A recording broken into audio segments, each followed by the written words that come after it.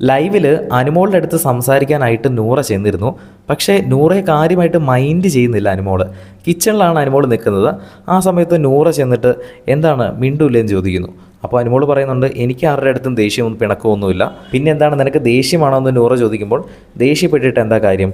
ഒരു കാര്യവുമില്ല, എനിക്ക് എല്ലാവരുടെ അടുത്തും സ്നേഹവും സഹതാപവും മാത്രമേ ഉള്ളൂ. പിന്നെ നീ എന്തിനാ ഇങ്ങനെ മിണ്ടാണ്ട് നടക്കുന്നത്? നീ എന്തിനാ ഇങ്ങനെ ഇഗ്നോർ ചെയ്ത് നടക്കുന്നത് എന്നൊക്കെ ചോദിക്കുമ്പോൾ അനുമോൾ വലിയ കാര്യമായിട്ട് മൈൻഡ് ചെയ്യാതെ കുഴപ്പമൊന്നുമില്ല, എനിക്ക് കുഴപ്പമൊന്നുമില്ല എന്ന് മാത്രം പറയുന്നു.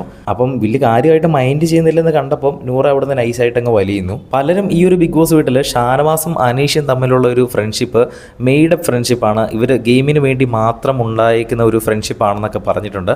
പക്ഷേ യഥാർത്ഥത്തിൽ മെയ്ഡപ്പ് ഫ്രണ്ട്ഷിപ്പായിട്ട് തോന്നിയിട്ടുള്ളത്, അല്ലെങ്കിൽ എവിഡൻ്റ് ആയിട്ട്, അല്ലെങ്കിൽ തെളിവ് സഹിതം എല്ലാവർക്കും ഇപ്പോൾ കാണാൻ കഴിയുന്നത് ആദില, നൂറ, അനു ഇവരുടെ തമ്മിലുള്ള ഒരു ഫ്രണ്ട്ഷിപ്പാണ്.